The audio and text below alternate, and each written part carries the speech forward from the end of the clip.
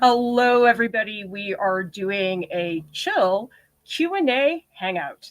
If you would like to grow as an artist and you can't take an art class, we've got everything you need here at Art Prof: critiques, tutorials, professional development, and workshops. Guess what? There's some Art Prof mail that I would like to open because I'm horribly late with this one, which was sent from Mouser for Chinese New Year. And you can see here it says Year of the Dragon. Let's see what's in here. Actually, I have a bunch of mail things. I'm a little bit behind opening my mail. Let's see what's in here. Okay, Tactile art project. I'm not going to turn the other side because it has Mouser's address on it, but this is what we have. Oh, wow. Can everybody see the Braille that's on there? Oh my gosh, it's so beautiful. And then here's the other side to see that, but it's actually very beautiful in the light. And then I don't know if you guys can see, but it looks like a piece of architecture from what I can see. That is so lovely. I know I am so many months late, Mouser, but thank you so much for sending this to me. And guess what? There's another piece of mail from Mouser. I guess the post office is telling me that they care by telling me that they damaged the mail. And again, I'm trying to not show Mouser's mailing address here. And let's see what's in here. Ooh, look at this. Let's unfold that so everybody can see. Okay, so I think a lot of you probably recognize this Dr. Seuss piece. And if you guys look up close, you can see there is Braille all over this, which I'm assuming is the translation for this book. And now that I think about it, I don't think I've ever been sent hard copy Braille by somebody that I know. And this is just so lovely to have. Just rubbing my fingers against the texture is so lovely. And I believe there is a letter from Mouser. I just want to make sure there's nothing personal in here, information. Okay, so it says, "Dear friend, I'm glad you're reading this. Please use the postage paid envelope to mail something fun and tactile to me." Because I think this is a project that Mouser has been doing. So here's the note. You guys can see that. So I'm going to have to think of something to put inside. And you can see the letter also has Braille on this area as well. That is so cool. Oh, so it's called the Tactile Arts Post Project. Thank you so much, Mouser. I love getting Art Prof mail. I know not a lot of people send it to me, but it's just the coolest thing when people send me things. And guess what? I've got two from Sal DeVito, sent me this one. And because I never check my mailbox, I'm getting the two of them right now. So let's see what Sal has. Again, I need to double check, make sure there's no personal information in here. Okay, here we go. There's a handwritten letter. I may not read that because, again, I don't want it to have personal information, but look at this. Oh, so these are prayer cards that Sal DeVito made. And he actually messaged me asking if it was okay for him to send these to me. And so this one is Saint Sebastian. This one is Padre Pio. I'm not religious, so I don't know specifically who the saints are. Although I do know that Saint Sebastian had a problem with arrows. That's from art history. But we do have a really lovely handwritten note. And this one I'm not going to read out loud just because it's personal note, and I don't know that Sal wanted this read out loud to everybody. But let's look at the other one. This is, again, another one from Sal. So let's open this. Let's see what's in here. Okay. I mean, I love handwritten notes, everybody. And if you want to send me some Art Prof mail, I'm always so happy to have that. Yes, so Sal goes by the Italian DeVito. And so these are other prayer cards. And Sal, I'll read this one part. Sal says, I also did St. Catherine of Bologna because I think it is fitting for Art Prof to have a card of the patron saint of artists. All right. So this one is St. Francis of Assisi. And I went to Assisi. It's a little town in Italy. And this one is St. Maximilian Kolbe. Okay, and this is the one, St. Catherine of Bologna. And this is the one who said, make artists learn lessons from you and use their talents to the full. Well, thank you. I love this. This is just the nicest thing, everybody. So if you guys want to follow Sal on Instagram, I believe it's Sal DeVito Illustration. You can find him that way. Fantastic.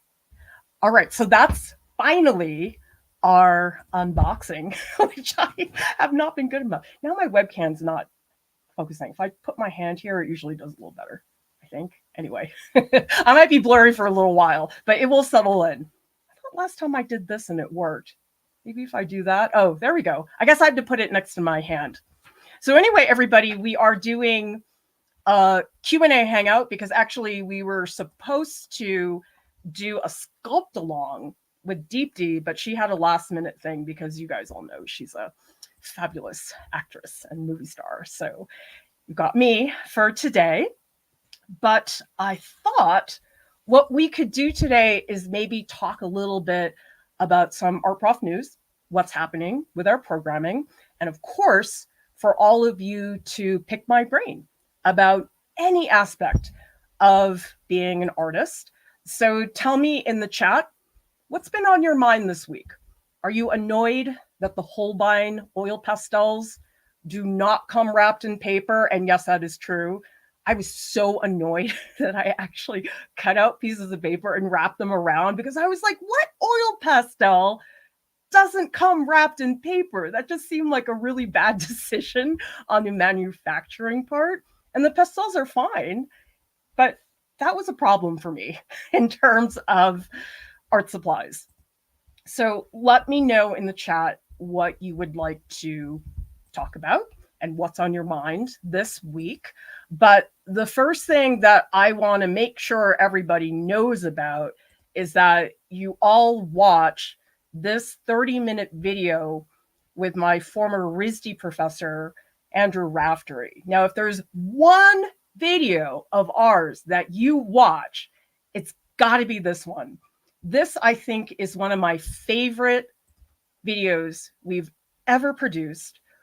And it took me a really long time to do, but I think it was well worth the wait. You get to hear him talk about his extraordinary watercolors. This is just a little slice of one of the watercolors. And I think what's really special about this video is that not only does he talk about the paintings themselves and how they were researched and put together, but he actually shows you his watercolor technique. And I find that in general, there are not a lot of videos where the artist gets interviewed and then you get to see their technique. I feel like most of the time, at least a lot of the contemporary art videos I've seen, it's the artist talking in the gallery and they don't actually sit down and really talk about, hey, I use a Kolinsky sable brush and I have this quill pen, which is very strong. And he gets really specific about his art supplies. And so I was very happy to be able to capture that. And tell me in the chat, who here has had the opportunity to see the video? Who here has it on their watch list? And if you don't want to watch it, don't tell me, because I'm going to cry if you tell me you don't want to watch this video. But one of the things that I was very particular about with this video was the pacing is so different than what we typically do in some of our shorts. I mean, they're a minute. You don't have a ton of time to get a lot of information in there. But this video really stands out because it's very slowly paced. I edited it to be that way. And for me, that was really honoring Andrew's work, because if you hear him speak, everything he says has so much in it that I just could not edit a fast video of him talking about his process.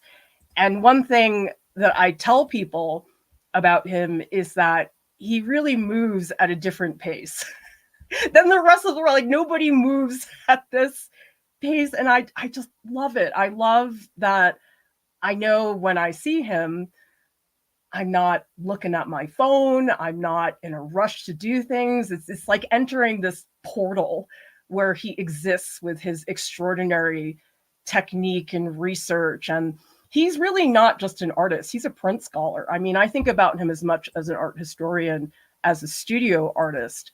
And so I hope all of you get a chance to see it. Title of the video, I think it has the word astonishing watercolors in it. If you just look up Art Prof astonishing, you'll find it. Good. I'm so glad you guys will take the time to watch it, because it's a very special video that I'm very proud of, that we took so much time to put into it. Retrospective says, art supplies do you recommend having in an everyday art pencil case? I'm not the person to ask. You know why? I have a disgusting pencil case. If you want to see it, look up Art Prof pencil case, because Jordan has a really nice pencil case that's plastic and clear. Mine's disgusting. I never clean it. It's full of graphite. It's really bad. I need to get a new one. Whatever works. I don't think there's a particular case that's good for everybody. I just think whatever is the best fit for you. Oh, that's a good idea. I should link the video in the chat. Let me find that. It's the most recent uploaded video that we recently uploaded. Okay, so here it is. Watercolor. There it is. Take a look. That's the video of ours to watch. I mean, I hope you'll watch more than that one. Obviously, you're watching this one right now, but that is the video to watch, because, oh my God, it took forever to put together, because he talks a lot about history and talks about how he went into the Rijksmuseum collections. There's a lot of history in that video. And so I had to really make sure between the two of us that I had all the right information. He had to gather images from various places. And so just getting all the content put together was quite a bit of work. Creative Blob says, wondering, how do people find art communities and friends? I checked art centers, but it's mostly to access studios and workshops. I want to meet other printmakers to hang out and connect in real life. Well, I just got back from Southern Graphics Council conference.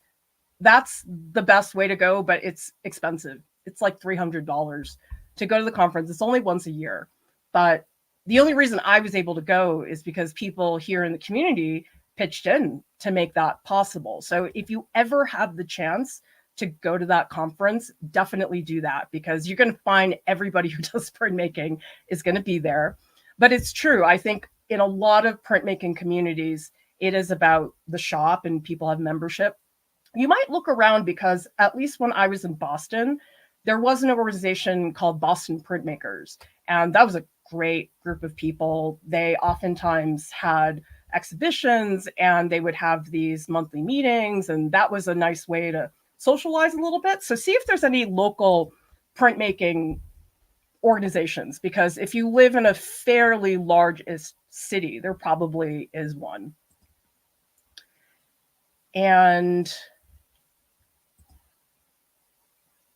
we got some really nice comments about Andrew's video. I'm so glad all of you watched it.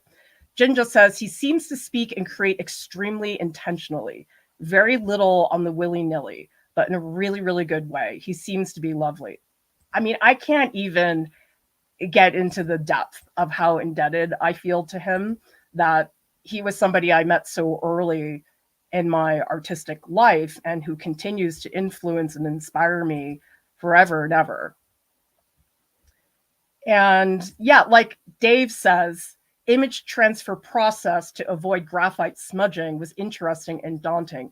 I guess what I noticed about his work is just the nuances upon nuances, that he has such a sensitivity towards these minor things that a lot of us may not take the time to look at. And Glenn says, loved it. Like the slow pacing, it's actually really refreshing on YouTube. Loved it. Tambo is asking, what was he like as a teacher? He was very nurturing. You guys can probably tell he's got a really calm demeanor, but he's also very dry and sarcastic, which is probably one of the reasons why he and I got along. But he gave us amazing technical notes. So this is before the internet. This is in 1998. I took his lithography class. I should see if I can dig these up, but he wrote this like novel. It was this very thick Xerox packet, and it was step-by-step instructions for how to do lithography. And just looking at that packet, my head exploded. Just, it was like the densest packet I ever got in art school. And it even had his hand-drawn diagrams and everything. I should see if I can find it. I have no idea where I put that. I'll see if I can dig it out, and I'll post some images for you guys. And Brian B is asking, is 2 years enough time to find your voice as a self-taught artist if you constantly created over that span?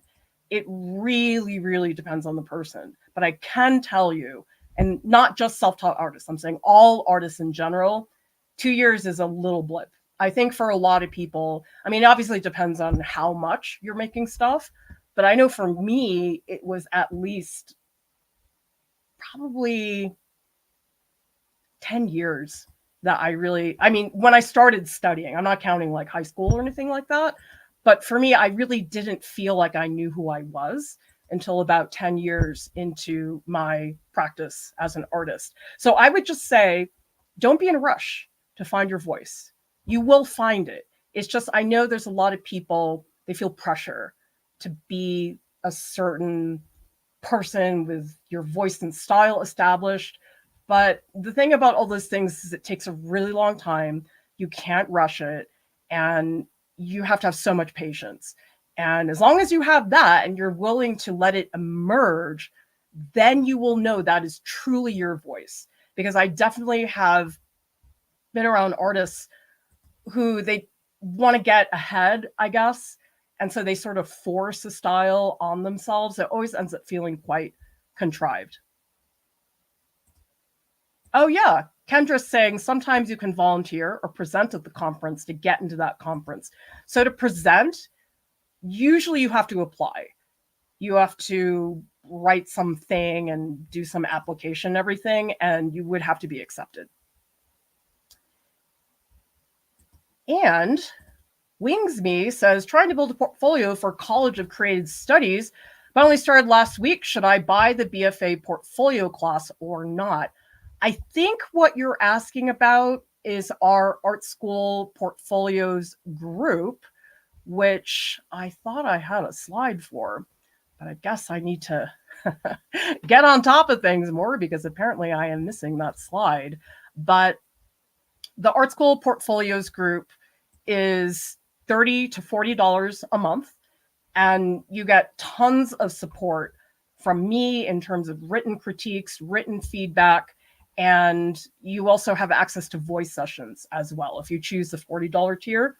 But I would tell you, start now, because People who are starting now are really smart to do that, and also will not be remotely as stressed as the people who don't seek out the feedback. You need feedback early. Don't wait until you've finished half your portfolio. So I would highly recommend you do that.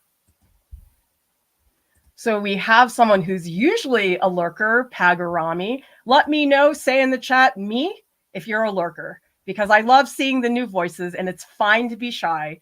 I encourage people to lurk, especially in the Discord, because a lot of people will tell me that they want to hang out with us in the Discord, but are oftentimes very intimidated to do that, which I totally understand. So what I tell people to do is to join and then just lurk. Don't feel any pressure that you need to start chatting immediately, because we don't want anybody to feel that way when they're in the Discord. Let me scroll up and make sure that I'm not missing anything. And I do have some goodies for you guys. I have some Andrew Raftery catalogs. In fact, I have 3 of them. So if you stick around, I'll show you what's inside these catalogs. Let's take some questions first, and then we'll get back to that. I like this comment from Turdidoff. Making stuff is getting lost. That's part of the process of being an artist. Meandering aimlessly, not really knowing if things are going to turn out, but I think that's okay. I think that is part of the process. And cool. We've got some lurkers here. Absolutely. Love that you guys are very briefly identifying yourselves, because I just love seeing the new names. It's really, really nice. And we also have Parvi. Are there any big art conferences on the West Coast that anyone recommends? None of them come to mind right now, and I really haven't done the research, but there's a bunch in New York that I want to go to. I really want to go to the Outsider Art Fair. Has anybody here been to that?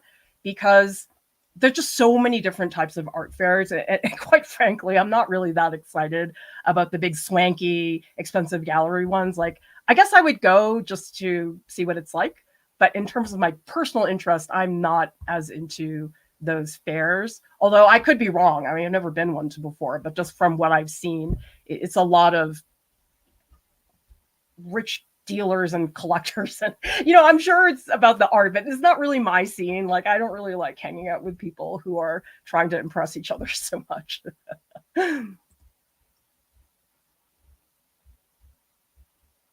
And Joseph says, I paint in 3 distinct styles, influenced by Gottlieb, de Kooning, Rothko.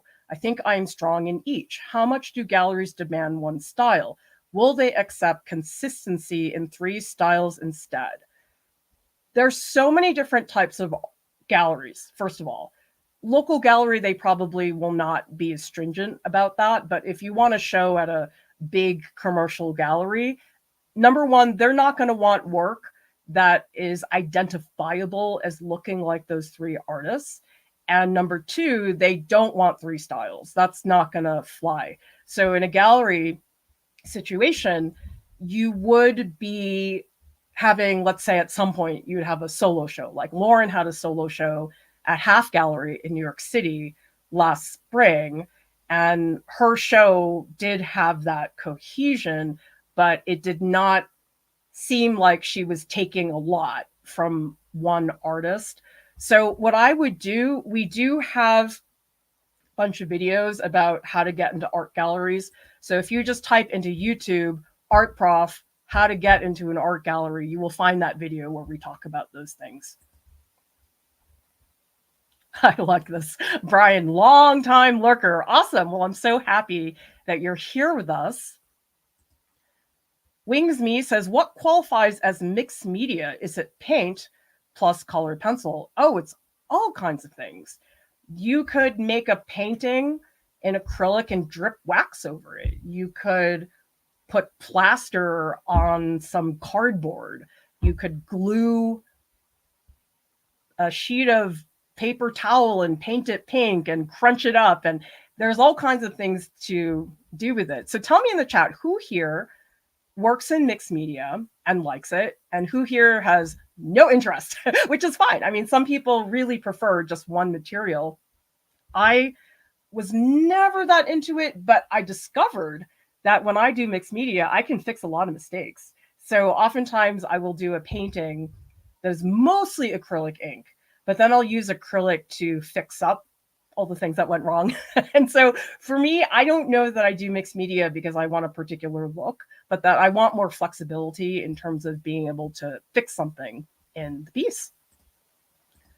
By the way, everybody, remember, registration for our May and June workshops, this is due Friday. So you guys want to get in your registration now, so that way we know if we can run these workshops. Don't wait, because if we don't get enough people to register, that means we can't keep registration open. We do keep registration open if the workshop runs, but we need to get it to run first. So if you go down to the YouTube video description below, or just go to the front page of our website, artprof.org, you will find all of that workshop information. And remember, workshops are 2 weeks. You get to work with me. There's a live session, but actually the live session is just one little piece of it. A lot of it is the support and feedback that you would get the week before and the week after the live session. Okay. Brian is asking, do you have watercolor courses? We don't have a watercolor specific workshop right now. We just had one. Sorry, you just missed us. But there are a bunch of workshops where you could do watercolor. For example, the flower painting workshop. I would also say landscapes and water. That's another one that could be easily done in watercolor. Because the way I run the workshops is I give the option for people to do their own project if they have it. But if people really want me to structure something for them, I do create a workshop guide and provide all kinds of recommendations for how people can get started for the workshop. So you can come into the workshop and know nothing and not know what to do, and I'll just give you whatever you need to get going. And Edie's asking, is participation in an art fair a good return on investment, or are there more efficient ways to get patrons? Well, the thing about an art fair, I'm talking about the big contemporary ones like Art Basel type of thing. I'm not talking about like a local art and craft fair. The thing is, you have to go through a gallery for those. Like, you can't just book a table at Art Basel. Doesn't happen. You have to do it through a gallery. And so it's more about your relationship with the gallery, and the return on investment, that has to do with the gallery. Like, for them, it depends. I mean, there are some galleries that are extremely profitable. And so I would just say that from the artist's point of view, that's not really something that sort of exists, because the gallery is the one actually participating. Now, the gallery, if they represent you, they may bring a couple of your pieces. If they don't represent you, maybe not. And so it's all coming down to that artist and gallery relationship. And we've got some great mixed media. Mystical Wren says, keeps me from getting blocked or bored. Lisa's asking, any suggestions for keeping my art energy smooth and positive for 4 hours? I normally art max 2 hours in a day. I can't do it for 4 hours. No way. I think for me, I'm the same way, Lisa. For me, I think 2 hours is the max. And then after that, it's just not efficient because I'm either half asleep or I'm tired. And none of those things are good when I'm trying to work. So tell me in the chat, what's your max amount of time that you can work on work? In the past, when I've gone to figure drawing, I feel like I could do 3 or 4 hours. But I think that's because it's such a specific rhythm. And you do have breaks, like when the model takes a break and stuff like that. But if it's my own studio practice, I'm done after 2 hours. And we also have lots of great comments about mixed media. Pagarami, 5 mixed media pieces for a show. And Glenn, first gallery show, curator, helped me to pick that work that looked like it was part of a style. Yes, in a gallery situation, unless it's a very, very small gallery, they will typically have a gallery director, they may have a curator, it depends on the situation at the gallery, but it would be very rare that you would get to pick the work. The curator or the dealer would be the one who makes that final decision. Now, they probably would not make that decision without you, but they do have the final word. And so that's where a studio visit becomes very, very important. That is where they're thinking about giving you a show. Curator goes to your studio, talks to you about the work, and they decide if they want to show it. You know what's very sad, you guys? I had, oh my gosh, 3 studio visits with curators from the Cordova, which is a regional museum in Massachusetts. They hang fantastic shows.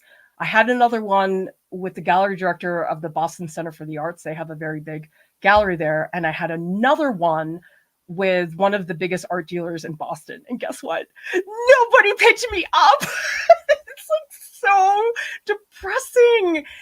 And a lot of these, I can't remember how I got the De Cordova ones. I feel like maybe I met some of the curators at some openings.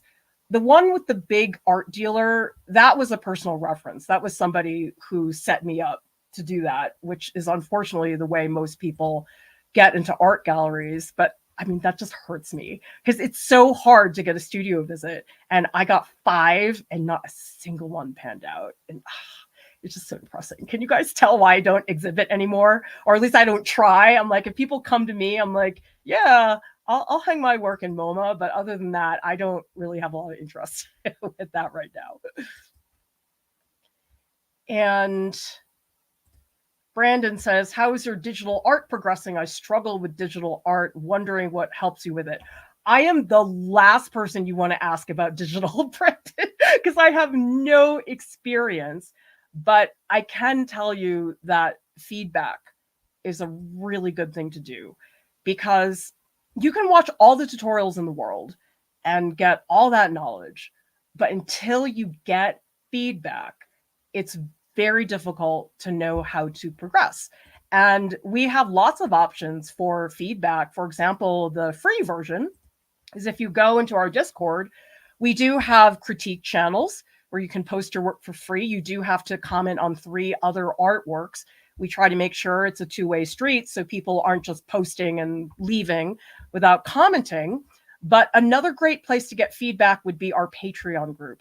So this is $20 a month, and I'm in there every single day, and I write very, very long critiques. And you also get to work with a small group of artists. And I know obviously not all of these options are the best fit for everybody, but I do really encourage that. Like, for example, right now, tell me in the chat, how many people here feel like they're trying to learn something, but are maybe a little stuck about how to proceed, or really feel frustrated, like you really just don't know what to do next? Because that's extremely common for a lot of artists. Like when you just create art in your own head by yourself, oh my gosh, like I couldn't do that. I would go insane if I had to work that way. I need that feedback. In fact, Andrew Raftery, he's the one I go to whenever I need like real feedback. I always talk to him about that. I mean, there's other people I talk to as well, but he's always the one that sort of validates things, because some of you probably have seen my Oma bread watercolor painting, and I painted it without any intention. It just, the bread was there. I like that. I'll paint it. And the thing is, it got very popular on social media. It's like, why do people like this painting so much? It's just bread. And then I showed it to Andrew, and he said to me, I think that's one of the best paintings you've ever done. And I went, what? Because he's known me for so long. He's seen like all the paintings I've done, and that really woke me up. So I'm not saying that I didn't believe the other people who said they liked the painting, but because I know he knows me so well, it has a different degree of depth, having a comment like that from somebody like that. And Mukundagri, the art we create today does not seem to have longevity for hundreds of years. Is our art now considered disposable? I don't think so. I think it's just a matter of your art being in a place where it will be preserved for longevity. And so for a lot of artists, it's a museum, because museums have huge departments on conservation where they actively make sure that a painting is taken care of. I mean, there's a whole science to that in terms of the conservation of a piece. And the thing is, though, with digital art now, though, I don't think it's disposable. I just think it's different because now art exists in a digital realm. So Brandon was just asking about digital art, and digital art, unless you print it out, in some cases just lives online. And that's okay. I mean, there's a lot of artwork that is like that. So guess what, everybody? I got some treats for you. So I don't know if people saw the short, but Kat and I went to Andrew's house tour, which was at the Southern Graphics Council conference. And in the short, we tore his upstairs. He has 4 rooms, and each room has handmade wallpaper. These are all prints installed into the bedrooms, and each room represents a different season. I can't remember which month this is, but I just love the flower arrangement here. It's just so perfectly coordinated. And people have been asking me a lot of questions about it. So guess what? I have a piece of his wallpaper. And of course, this one's all bent up because it actually, he mailed it to me. And so this is just a note you can see in the back. He just wrote me something. This is from 2019. Oh my gosh, that was like a really long time. So anyway, if you guys look up close, you can see how immensely detailed all of the sections are. And the thing to know about this is that every shape you see in this wallpaper, it's cut. These are all cut out shapes. And he cuts them out of ruby lith. I think it's a silk screening material. I could be wrong. I don't really have a lot of experience with silk screening, but every single piece of wallpaper is this big. And then he said he installs it into the home with wheat starch. So I totally forgot that I had this, but I found it when I was trying to find some of the other catalogs. Tell me in the chat, who here has wallpaper in their home? And do you hate it, or did you do it yourself? Because we don't have wallpaper in our home. And I grew up with wallpaper, hideous wallpaper in our dining room. But it's funny how when you grow up with something, it's like you memorize that image. And I just think that's the funny thing. It's like, even though that wallpaper was kind of hideous, like I still remember it. I guess it's just very nostalgic in a lot of cases. Wow, no. 8 hours continuously. Oh yeah, I can't do that. I don't think I've ever been able to do that. Oh, I'm so glad you're here, Jeffrey. Let me know who here recently found us, let's say the past couple months, and who here has been here a long time. We have people who have been with us for like 7 years. It's extraordinary. Totally blows my mind. So anyway, I'm going to give you guys some work to look at. Okay, so this is a catalog that Andrew did of a series of engravings. This was a while ago, but so what a lot of artists will do is that they have an exhibition, they'll have something called an exhibition catalog. So that's what this is. And it basically is a book, and this one actually opens up. You can see some of these models that he makes. And so usually in an exhibition catalog, there's an essay where somebody writes about the work in the catalog. And so these are just some close-ups of some of his engravings.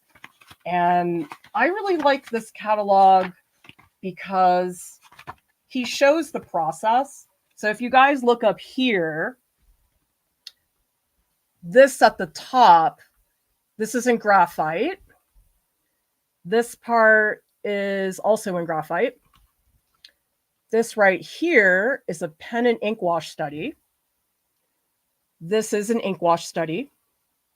Another ink wash with lithography. This is the beginning of the engraving. And I gotta find the image of the engraving. It's in here somewhere.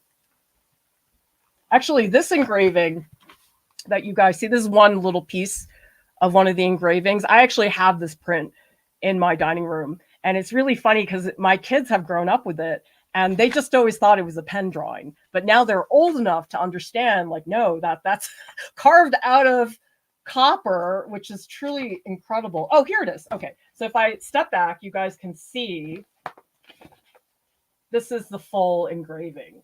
And it's very large, gigantic print. I think it's, oh God, I don't know, like 22 by 30. It's so big. And there's a crazy amount of detail in this engraving. So I love getting exhibition catalogs. It's so fun to see the catalog to accompany the exhibition, because what I really like about these is that usually there's an essay, but I know Andrew always writes an essay in each of these. And by the way, for those of you guys who saw the watercolor video, there is a link to his exhibition catalog digitally. So I do encourage you guys to look at that because there's a lot of writing that's going on in there. And here's another one. This is the exact same project, but this one was at the Fleming Museum of Art. And so this is a particular exhibition, but isn't this cool that he adds these like work in progress images where you can see, actually he makes these models. And you know what's really funny is I helped him cast those models a million years ago because he had these wax sculptures, but needed them to be more permanent. And so I cast them in liquid plastic with silicone molds. God, I have known him a really long time. But yeah, more preliminary stuff like up here. This is the sculptural model. Here we have the ink wash, and this is the beginning of the engraving. So yeah, a lot of catalogs. And I'm not going to get into this one because it's just really big. I'll make a reel about it. But this is an amazing one. This is about his ceramic dishes. And this is a beautiful book. I'll just show you guys really quickly. These are his ceramic dishes. They are all engravings, but he designed the whole thing. And it's all based on this garden and the lettuce, and it's amazing. So I'll do a reel so you guys can see the book a little bit better. Getting back to your questions, Jazz says, where to find collectors of weird art? If you could be more specific, Jazz, about what you mean by weird, that would be helpful because that word can be interpreted in many ways. But I will say, if you're a collector, a wealthy collector, I'm not talking about just somebody that buys art, chances are you're working with a gallery that helps identify pieces that you want. So it is one of those things where I'm sure they can look around, but probably the galleries hook them up with a lot of things. You know something, Wings? You're trying to learn oil paint, didn't realize how long it takes to dry. Get Liquin. Winsor Newton makes it. Maybe there's other brands. I don't know that I know, though. But anyway, Winsor Newton makes Liquin, and if you add it, it will dry pretty fast. Not as fast as acrylic, but it will definitely dry overnight. So you could try that. And, okay, Parvy also frustrated with oil paint. Donnie says, opposite end, I'm learning how to use water-based oils for the first time and having a blast. That's awesome. We do have a video on water mixable oils. Actually, we have several, but there's one where I paint an orange still life. And that was the video where I tried it for the first time. So you see my real-time reaction to how I feel about water mixable oils. And Let's see what else is happening. Oh, yes, William Morris. If you guys want to see spectacular historical wallpapers, look up William Morris wallpaper. Oh, I love William Morris. He was a part of the arts and crafts movement in the US. Brian says, I plan to throw my own first solo exhibition. Fantastic. Will this hurt my resume when I approach a gallery later? What's some advice to making sure I can sell the work and to have a successful show? It's hard for me to give you concrete, specific advice because I don't know anything about the venue. I haven't seen your work, and I don't know all the factors that go into that. Here's the thing. You don't have to list it on your resume. I have all kinds of things that I've done, but are not on my resume anymore because they are not relevant or they're not going to make me look good, as you say.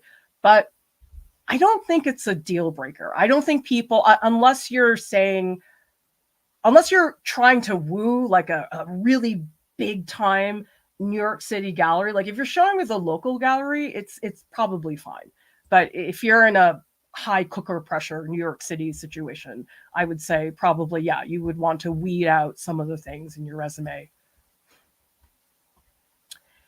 And we also have Willis found us a few months ago. And wow, 2019, Crystal says the past year. Fantastic. Yeah, COVID was when people found us. I mean, I hate to say it, but COVID is what really put us on the map. Sort of a terrible reason for your business to increase, but that is basically what happened. Python is asking, I learned to paint with only oils, but I kind of want to use the unopened acrylics I have. What technique subject matter is helpful for learning the medium coming from oils? I would just paint the stuff you want to paint, because the thing is, if you are painting something and you're bored, you're not going to learn. You have to be having some degree of fun, even if you're learning something new. For me, I really enjoyed painting just really simple still lifes, because I was somebody who really struggled with oil paint. I really was not very good with it for a long time. Like, I'm not saying I wasn't good for a few months. I mean, like years, I was not good at it. And for me, when it started to make sense was when I had a professor who had us paint these very simple still lives.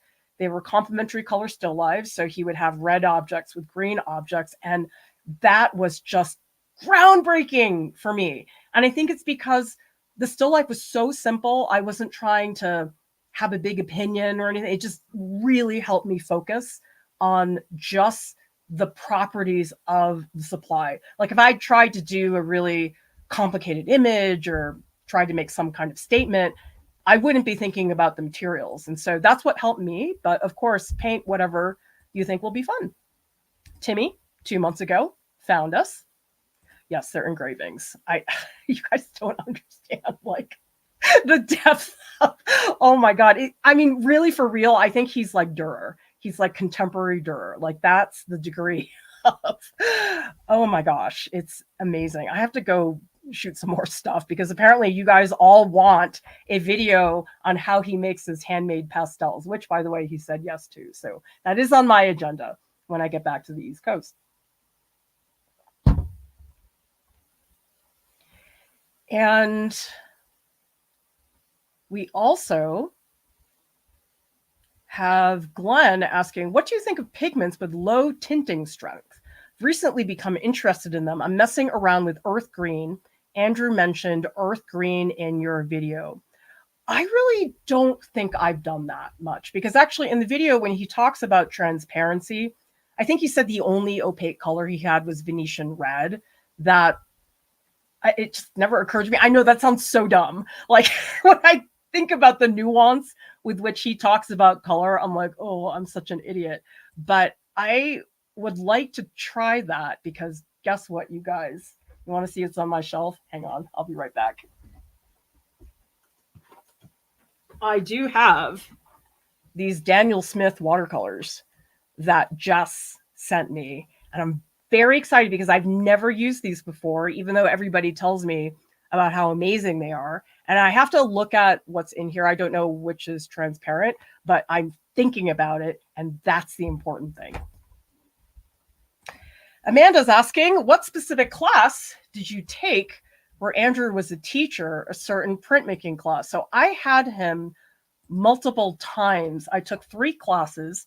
The first time it was a required class because I was a sophomore first semester in the painting department, and they had these required classes. So you had to take painting 1, drawing 1, and some other thing that I can't remember.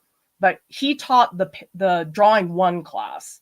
And so that was actually his first semester as a full-time professor. So he was just at the beginning of his teaching career. And I was kind of having a meltdown at the time because I was in the painting department, but it was really not a good fit for me. I felt so aimless, and that ended up being a really bad fit. And so that's why eventually I switched over to illustration. But then the other class I took was a winter session class on portrait painting. And then my last semester, senior year, I was able to get into a lithography class, which was fantastic. And I know you guys are going to ask me for a lithography tutorial. And I did recently shoot that video with Carolyn Muscat.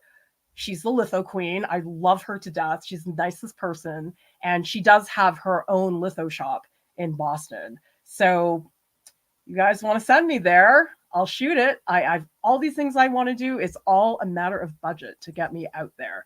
But how fun would that be? Because I did that Mocolito lithography video. That's the one I shot at the conference. But because it was a demo, I couldn't like get in and really get things explained. But if I were to go shoot at, say, Carolyn's studio or something like that, I could like really shoot it, which would be, oh, so fun. Because there's not a lot of content online about how those techniques work. And Willis says, how do you sell your AI prints? You would sell it any other way. You might sell, say, digital artwork, but I will tell you there is a lot of pushback, in my opinion, which is good, at people selling or making gigs into AI. Like I actually saw that a lot of magazines are now starting to use AI to replace artists because it costs nothing. So I would just say, if you do decide to sell AI stuff, you have to be a little careful about that because I know it's sort of touchy for a lot of people. It's totally new territory. Like I don't think anybody knows how that works just yet. And there's a lot of copyright issues because, as you guys probably know, those AI images, they're scraped from artists' images online. And to me, that's a pretty big copyright violation, even though the companies are just doing it. The legislation has not caught up with what's happening. So I would just be conscious of that. It's not really the same thing as selling, let's say, a painting or a digital piece that you painted. Jen says, I'm frustrated with watercolors. How do people learn all the pigments so well? Honestly, I think it's time and experience. Learning colors and what their characters are like, you have to spend a long time working with them. And I do recommend having a smaller palette because let's say you have 4 blues on your palette. You're not going to get to know them as well as if you had 2 blues, because with 2 blues, you're really going to get to know them. It's sort of like, really nice close friends, but if you hang out with 7 blues, like you can't get to know anybody very well because they're all there. And so I would encourage, if you're having trouble trying to really learn the colors, cut back on your number of paints that are on the surface. And Crystal is asking, do I have to sell my art if it's shown in a gallery or other art spaces? I don't necessarily want to sell my art right now. No, you never have to sell your art unless you want to. And there are actually a lot of people tell me, I find this frustrating, that they get pressure from people saying, you should sell this. Oh, this would sell so well. And it's like, I'll make that decision, not you. And I think sometimes people think it's a compliment. They think if they tell you, oh, you should sell this, that it's a compliment. And I understand that. I don't know that they're trying to be malicious or anything like that. But I have talked to artists who have told me, oh my gosh, it makes me so mad that everybody's always telling me I should sell my work, because it's a very personal decision.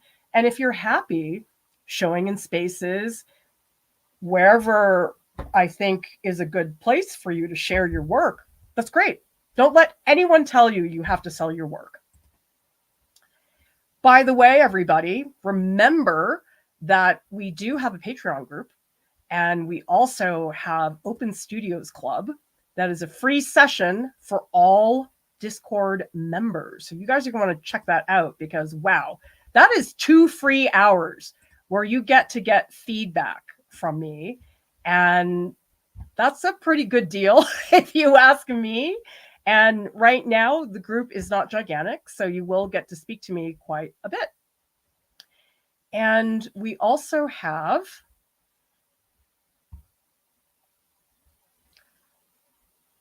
let's see.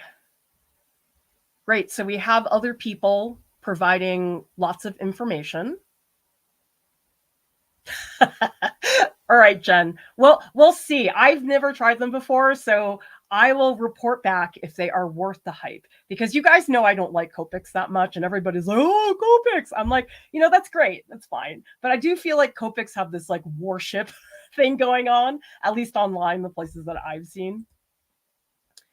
And, oh, thank you so much, Madison. Read your book, Learn, Create, and Teach, in my art education class, working on a sculpture now. Yeah, you guys probably don't know, because I did it a really long time ago, but I did self-publish a short book. You can read it in about an hour and a half. And it's just, actually, it's a precursor to Art Prof, because in the beginning, Art Prof was a column called Ask the Art Professor that I had what used to be the Huffington Post. Now it's HuffPost. But that is available. You guys can get it off Amazon. The link is in the video description below if anybody is curious. Amanda says, found you after researching jelly plates, wanted to know if there's any issue with residue. Never found an answer, but was thrilled to find you guys. What is the issue with residue, Amy? Maybe I can answer it right now.